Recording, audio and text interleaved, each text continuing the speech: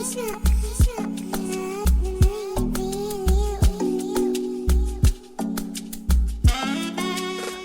everyone, welcome back to my YouTube channel. It's been such a long time and I understand if you're not happy with me. I really apologize. We haven't really had content concerning how teachers can grow and get opportunities. I just felt like I had exhausted, myself on the whole, you know, travel abroad to teach kind of content. And the reason is because the demand is more than the supply. You understand? I had so many people reaching out to me for opportunities and very few opportunities to offer.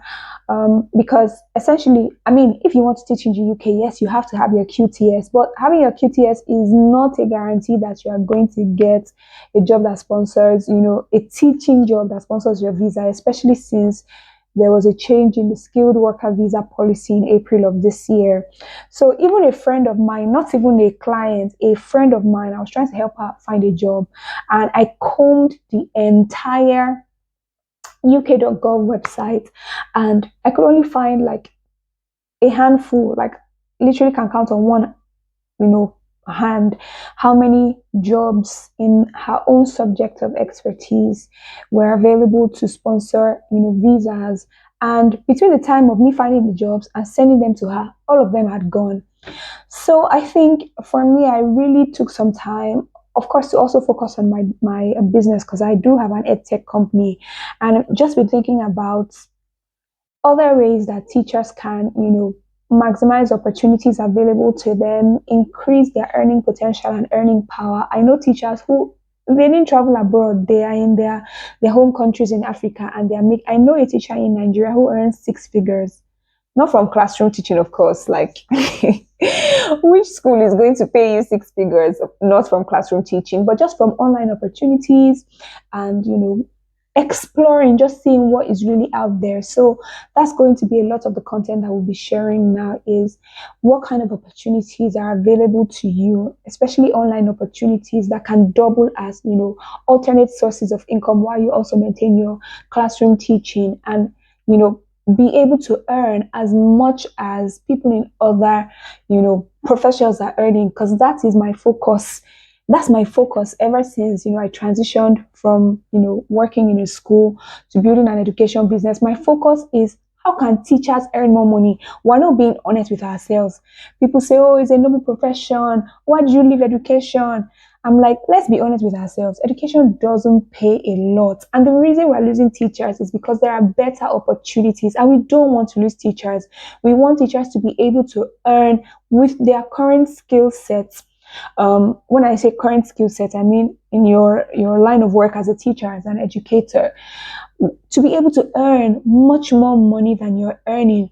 How can a teacher that has a PhD, you are a doctor, you're a lecturer, you're a professor, you are the highest height, and an entry-level graduate trainee that studied marketing or something is earning much more than you? So really, I'm just going to be putting out content on opportunities for educators. It doesn't matter what it is. It doesn't mean, it might involve traveling, might not involve traveling, might be online opportunities, but in every way that I can help educators grow, I will help them grow.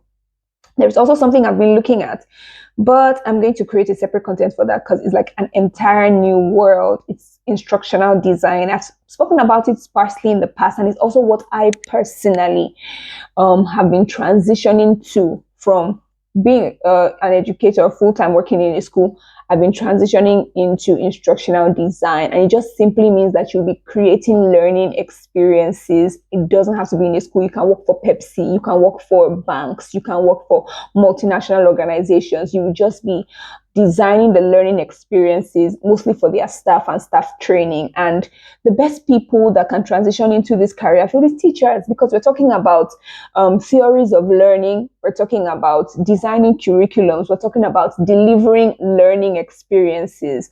So basically, it's very easy for teachers to transition there. I'll start making content on that, a little later. I pushed that to a little later because I'm also transitioning myself. I really wouldn't want to speak about something that I haven't really, practiced and gotten some level of expertise on. So more of that to come. This is not an instructional design video. This is about a teacher that made $100,000 in 1 year. And I watched her video. There's so many videos like that. Lots of them are clickbaits on YouTube. I mean, I'm also going to try to design my own YouTube thumbnail to be attractive, because you want people to watch your content. You want people to, glean from whatever it is that you're posting. But the truth about it is some of those stories are not really legit. But I watched her story. I went through her pages, Facebook, Instagram, and everything that she has, and it is legit. And, how she made this $100,000 is also something that I have been looking into personally, and it's selling teacher-made resources. So she makes resources. Every teacher makes resources. The resources that you use in your classroom, whether it's lesson notes, it's a resource you made, whether it's slides, content slides, if it's instructional material, if it's worksheets, whatever it is. Every resource that she makes in her classroom, she sells online. I'm just going to give you the 7 tips. The first thing is, she didn't make $100,000 until her 4th year of selling resources online, and the platform is called Teachers Pay Teachers, and it's really like an American platform for people to sell their resources. Towards the end of the video, I'll give you a platform that, as an African teacher, you can use also to sell your self-made resources. I'll just run through the points that she mentioned in her video. I'll also link her video down below so that you can watch it. How she was able to make this $100,000 a year selling resources that she made in her own classroom for her own students. First one is, just start.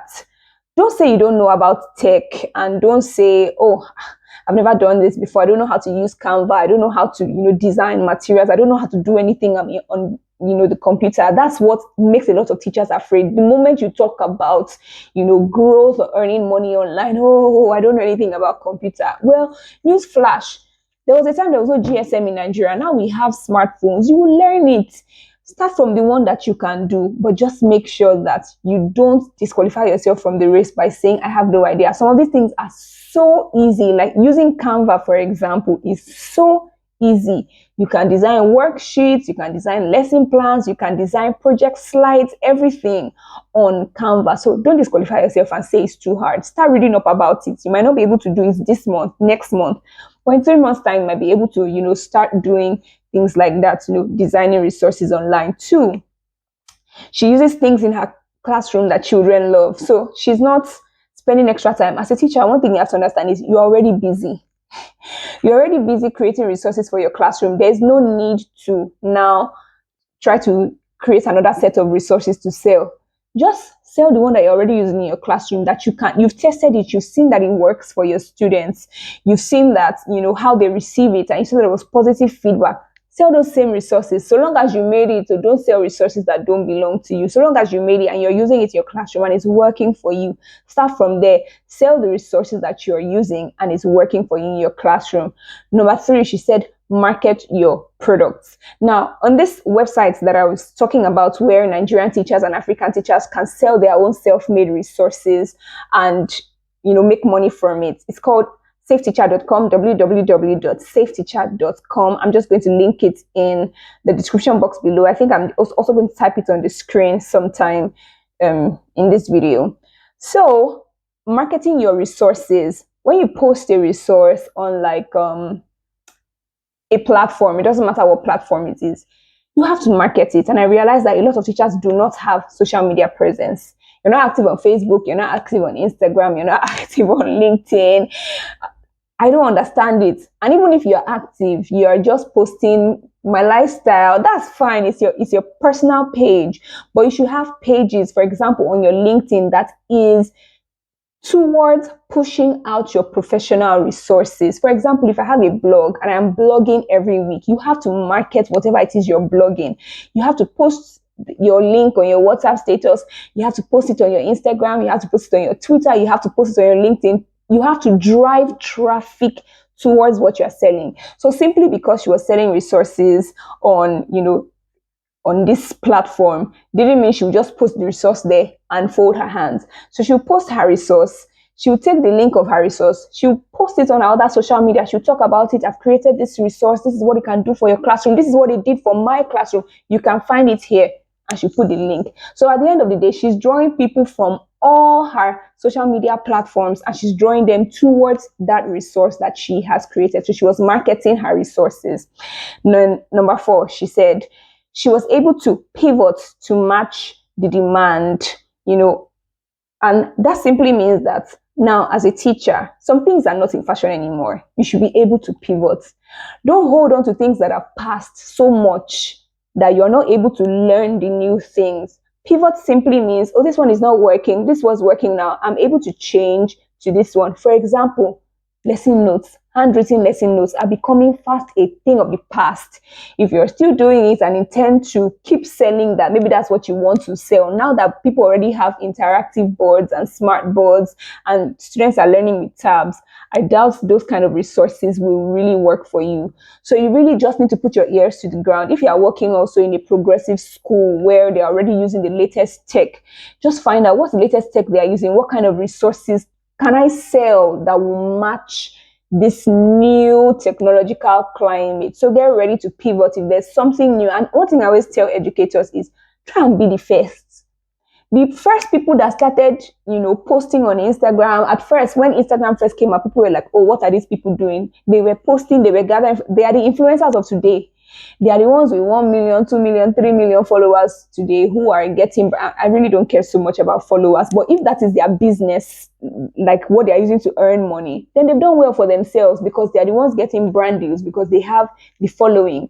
So, do you understand? So if there's a new technology that has come out for teachers, my brother, my sister, be the first person. Be the first person to go there. You know why? If you're one of the first people who have started talking about it, by the time other teachers are coming, you can now even be like industry experts, so to speak.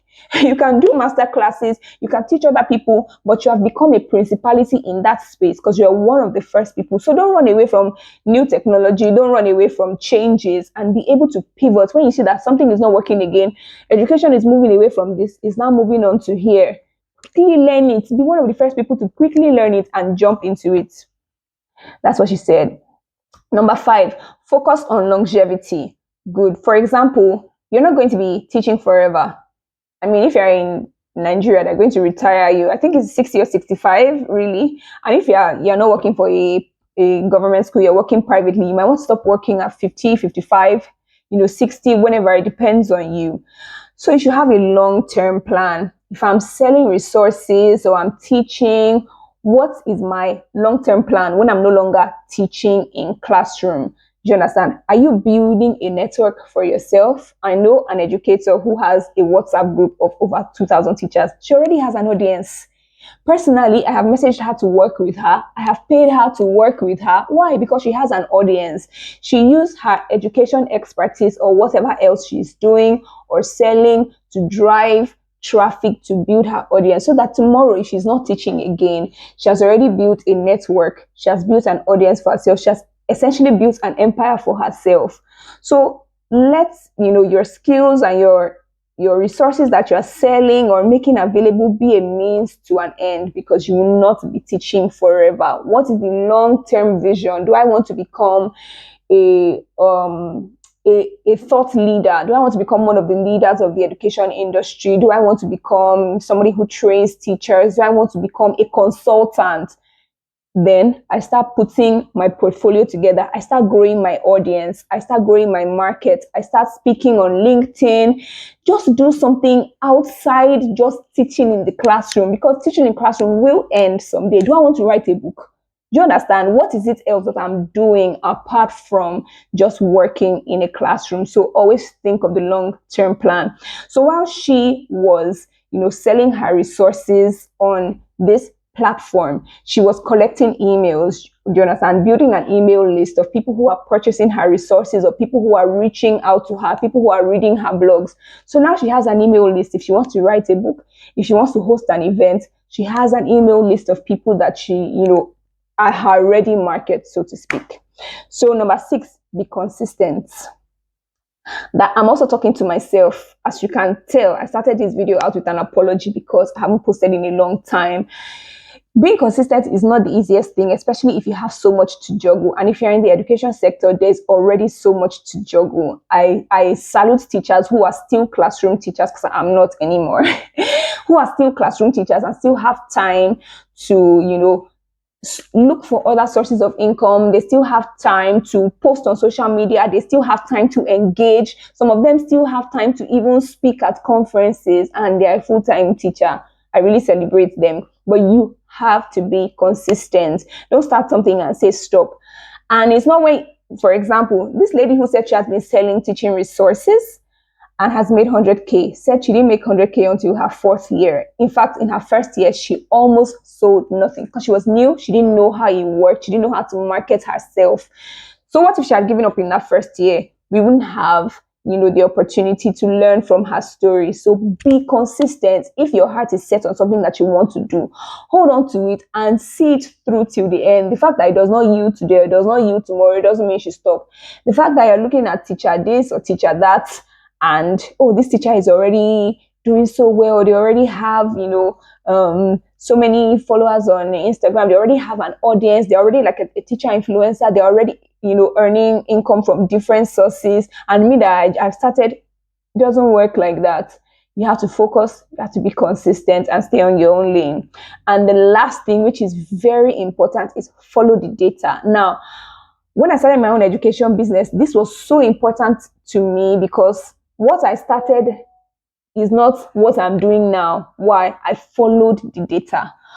Data will always give you correct information. For example, if you're selling teaching resources on the Safe Teacher platform, you post maybe a worksheet, or you post lesson plan, or you post project or slides, and you see that lesson plans are not selling, but your interactive or explanatory slides are selling, or your instructional materials are selling more.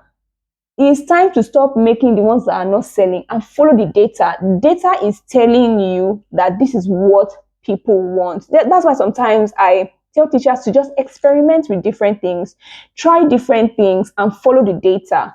Which one gave you more feedback? Which one gave you more profits? Which one gave you more engagement? Do you understand? Which one gave you more audience?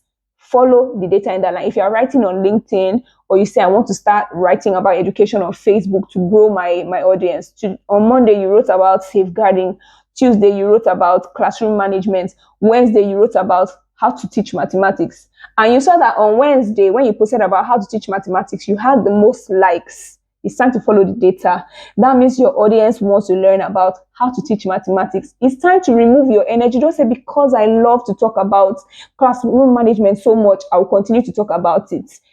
The data has already told you, the market has told you that they don't want classroom management. They want how to teach mathematics. That's where you got the most likes. That's where you got the most engagement. So that means you're going to have to follow the data and then teach mathematics, because that's what people want to hear. And so that's her 7 tips on how she made $100,000 selling self-made resources on Teachers Pay Teachers. If you're a teacher in Africa, or you're a teacher in Nigeria, and you're looking for a website like that where you can sell your teaching resources, lesson notes, lesson plans, whatever it is, and earn money daily online, you can go to www.safeteacher.com. Like I said, you always want to be one of the first people so that you can build your influence and be a principality in that space. If you have any questions, feel free to drop it down in the comment section below, and I'll get back to you. Enjoy the rest of your day. Bye.